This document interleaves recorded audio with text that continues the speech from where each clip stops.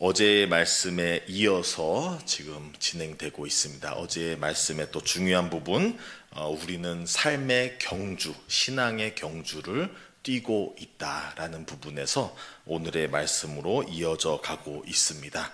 오늘의 말씀을 준비하면서 여러 가지 이야기를 나누고자 하였으나 시간상 많이 추리고 딱 한 가지 중요한 점만 나누고자 정리해서 왔습니다.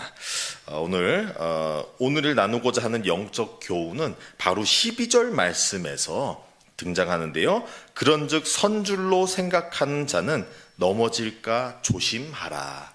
이 말씀을 함께 나누어 보고자 합니다. 오늘의 이 전체 본문에서는 사도 바울이 우리 모세의 때를 예화로 들면서 하나의 경고, 주의하라는 말씀을 나누고 있습니다. 모세의 때의 이야기를 하면서 그때의 이집트에서 벗어나 광야로 들어갔는데 그 모두 다 홍해를 건너면서 구원을 얻었다고 확신하였으나 실질로 광야에서 약속된 땅까지 들어가는 데에는 많은 이들이 그 과정 속에서 죽었다라는 것을 알려주고 있습니다. 즉 자신들은 구원의 확신이 있다라고 믿었으나 실질로 약속된 땅에 들어간 자는 얼마 안 되고 많은 이들은 그 과정 속에서 하나님을 시험하여 하나님 앞에 죄를 범하여서 죽었다. 그러니 구원의 확신을 가졌다 할지라도 그 구원의 확신이 우리가 잘못된 걸 붙잡고 있으면서 우리의 주장만 하고 있다면 진정한 신앙이 아니고 진정한 구원으로 갈 수도 없다는 것을 알려주고 있는 것입니다. 그런 말씀에서의 경고 말씀이 아닐 수가 없습니다. 또 이 말씀을 하는 이유를 또 같이 살펴보게 된다면요. 이 말씀을 지금 고린도 교회에 하고 있는데 그럼 고린도 교회에 있는 성도님들은 어떤 부분에서 이 말씀과 같을까 생각을 해봅니다. 그래서 오늘 말씀 같이 읽었던 12절 부분에서 선줄로 아나 넘어지기 두려웠던 게 뭘까라고 생각해 보는 것입니다. 그럴 때에 고린도 교회에서는 많은 이들을 한번 살펴보겠는데요. 먼저로서는 유대인들에게 있어서 그들의 신앙 또는 신학으로 봤을 때 더더욱 신학으로서는 할례를 받았으니 나는 구원을 얻었다. 할례가 바로 그들에게 있어서 구원을 확신하는 요소라고 생각을 했을 수 있다는 것이죠. 또는 어떤 분들은 자기가 따르는 사도, 나는 이 사도를 믿어, 나는 이 스승님을 믿어 라고 하면서 그러기 때문에 나는 구원의 확신이 있어 라고 했던 사람들도 있다는 것이죠. 또 더러는 그 당시에 있던 사상인데 나는 영적으로 구원했으니 나는 육체적으로 아무리 죄를 지어봐야 아무런 상관없다. 난 죄를 육적으로는 지어도 괜찮다. 영이 구원받았으니 하는 그런 잘못된 사상을 붙잡고 있는데 그 사상을 믿으며 나는 구원을 얻었어. 이것이 구원의 확신이 돼 라고 생각하는 사람들도 있었다는 것이죠. 그래서 이렇게 다양한 모습 속에서 다양한 걸 붙잡고 있는데 그 안에는 진정한 신앙이라는 것을 분별하지 못할 때도 있다는 것이죠. 이거는 이들에게 있어서 그들에게 닥친 시험인 거예요. 그들은 본인들이 구원의 확신을 갖고 있는데 이 구원의 확신으로 붙잡고 있는 것이 막상 아무것도 아닐 수가 있다는 것을 얘기해 주고 있는 것이죠. 즉 선줄로 알고 있으나 구원을 얻은 줄로 알고 있으나 잘못된 걸 붙잡고 있어서 실질로는 넘어질 수 있기 때문인 것입니다. 이것이 바로 고린도 교회의 일만일까요?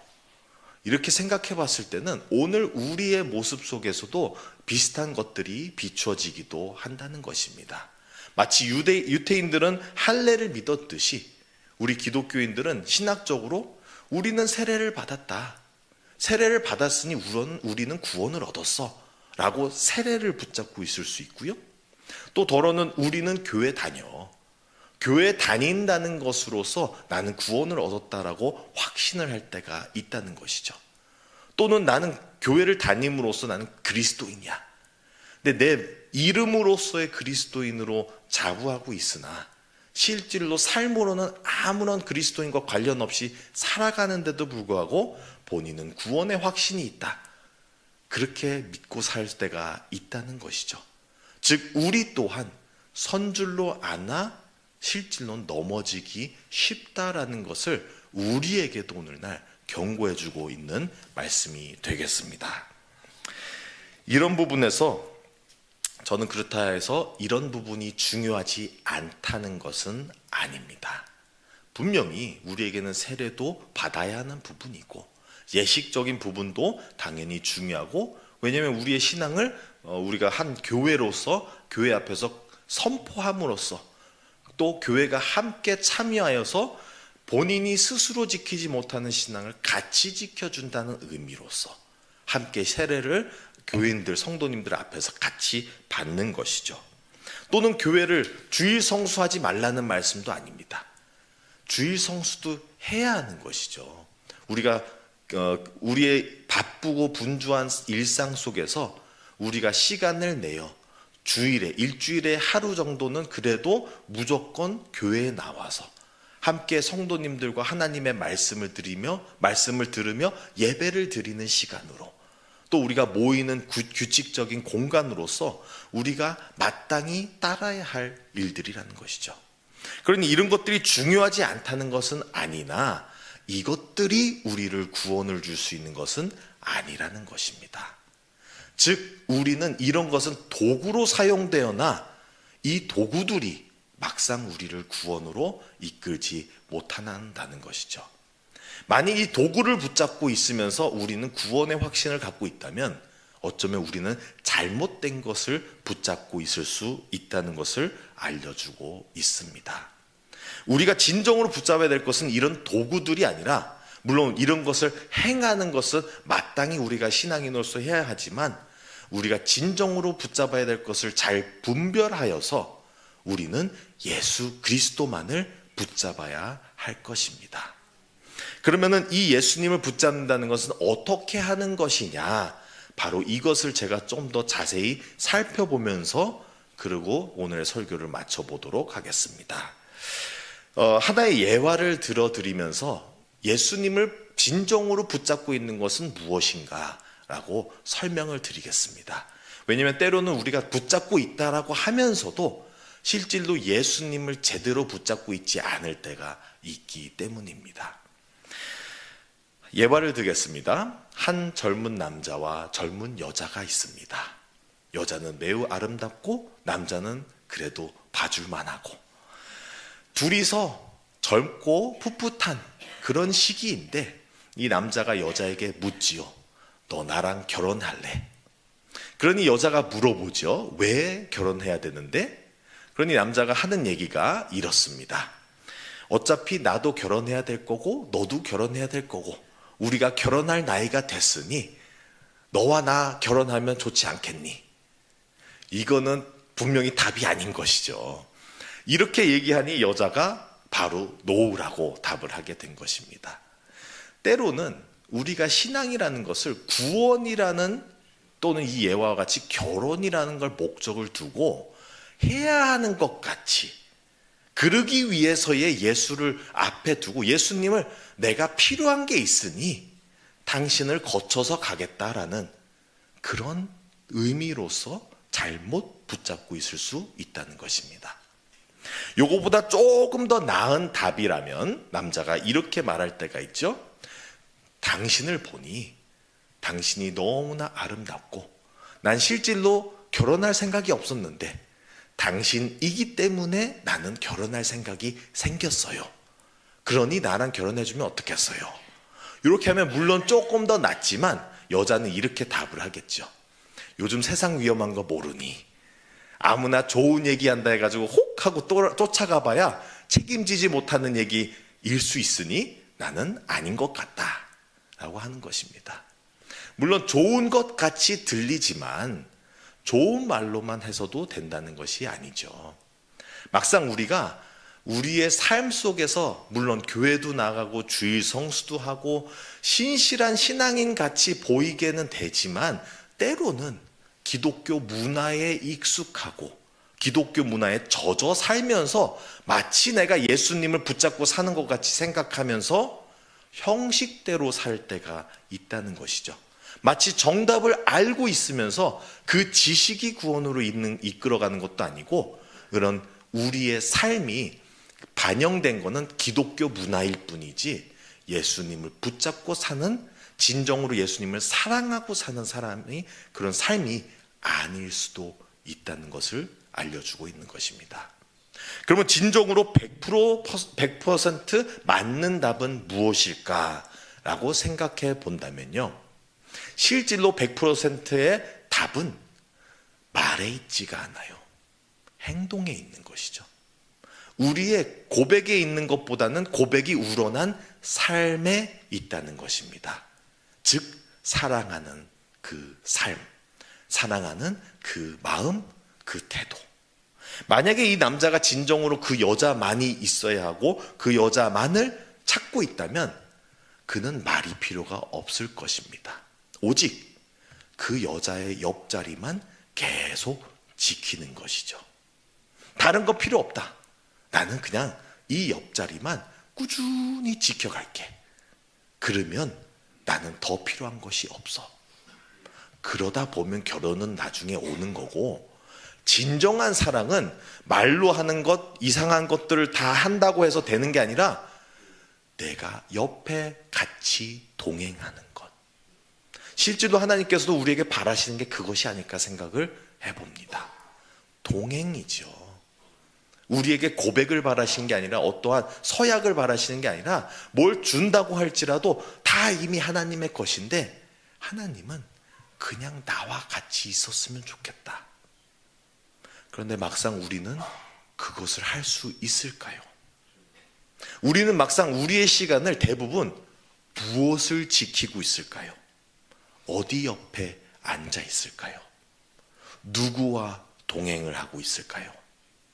우리의 일상을 돌이켜보면 대부분의 우리의 시간을 어디에 두는지에 따라 우리는 누구와 동행하는지 알게 된다는 것이죠. 저 자신도 설교 준비하면서 생각을 해보니 참 부끄러운 점이 많았어요. 하나님과 예수님과 동행한다고 하면서도 보니 대부분의 나의 삶은 내가 필요한 데 사용하고 있지 하나님과 동행하는 부분이 매우 적다는 것이죠. 과연 우리는 얼마나 그 옆의 자리를 꾸준히 지키면서 말로만 하는 것이 아니라 우리의 삶으로서, 우리의 마음으로서, 우리의 태도로서 그 옆자리를 지키고 있는지 생각을 해보는 것입니다. 너무나 다행인 것은 이런 곳에서 우리에게 좌절감만 주면서 우리가 선 줄 알지만 쓰러질 수밖에 없다라는 것에서 멈추고 끝나는 것이 아니죠. 오늘의 본문 말씀은 다행히도 13절까지 가고 있습니다. 13절 말씀 함께 살펴보도록 하겠습니다. 사람이 감당할 시험 밖에는 너희가 당할 것이 없나니 오직 하나님은 미쁘사 너희가 감당하지 못할 시험 당함을 허락하지 아니하시고 시험 당할 즈음에 또한 피할 길을 내사 너희로 능히 감당하게 하시느니라. 여기서 시험이라는 것은 우리가 믿음으로 서는 것, 우리의 신앙의 경주를 끝내는 것에 방해되는 장애물이 되는 것들을 얘기해 주고 있는데요, 다른 시험이 아니라 이 바로 어려운 문제로서 우리에게 또한 답과 능히 감당할 수 있는 능력을 주신다는 것을 알려주고 있습니다. 우리가 마음만 먹는다면, 우리가 간절히 하나님께 기도하면서 바란다면 우리가 끝까지 그 경주를 승리할 수 있게끔 능력을 주시고 우리가 하나님 옆자리를 끝까지 지킬 수 있게끔 해주신다는 것입니다. 그러니 우리는 그냥 좌절감에 빠져서 내가 대부분의 나의 시간과 나의 마음을 다른 데 쓰고 있습니다 할지라도 다시금 회개하며 나아가고 다시금 예수님의 옆자리만 지키겠다고 우리가 간절히 바라며 나아간다면 능히 이길 수 있는, 능히 설 수 있는 능력 주신다는 예수님을 붙잡고 승리하는 저와 여러분들이 되시기를 간절히 바랍니다. 오늘의 말씀을 정리하겠습니다. 오늘 우리 또한 선줄로 안아 쓰러지기 쉬운 사람이라는 것을 다시 깨닫게 됩니다. 우리는 선줄 아는 이유는 우리가 믿음의 근거, 우리는 구원의 확신을 엉뚱한 걸 갖고 있으면서 선줄로 알았을지라도 이제는 진정으로 서는 것이 무엇인지를 깨닫고 예수님의 옆자리를 지키는 것이구나. 근데 내가 그렇게 못해왔더라면 다시금 회개하며 다시금 기도하며 다시금 다짐하며 그 옆자리에 나의 사랑을 고백할 수 있는 저 여러분들이 되시기를 간절히 바랍니다. 그렇게 간절한 마음으로 나아갈 때에 분명히 설 수 있고 능히 이 시험을 이겨낼 수 있는 그 능력을 주시리라 믿습니다. 우리는 끝까지 이 신앙의 경주를 승리하는 저 여러분들이 되시기를 간절히 바랍니다. 함께 기도하겠습니다. 하나님 아버지 감사합니다. 오늘의 말씀을 통하여서 우리가 못하고 있는 것 또한 알려주시니 우리가 잘못하고 있는 것을 깨달으며 다시금 모래에서에 서는 것이 아니라 반석 위에 서게 하여 주시옵소서. 우리가 이제는 진정으로 예수님을 사랑한다는 걸 말로 하는 것이 아니라 잘못된 것을 붙잡고 하는 것이 아니라 진정으로 예수님의 옆자리를 지킬 수 있게 하여 주시옵소서. 그러기 위하여 우리가 다시금 회개하며 우리의 마음을 다시금 가다듬으며 갈 때에 주님께서 우리에게 능히 이길 수 있는 힘을 주시옵소서. 능히 주님의 옆자리를 지킬 수 있게 하여 주시고 능히 주님을 사랑할 수 있게 성령 충만하게 하여 주시옵소서. 이 모든 말씀 우리 주 예수 그리스도의 이름으로 기도드립니다. 아멘.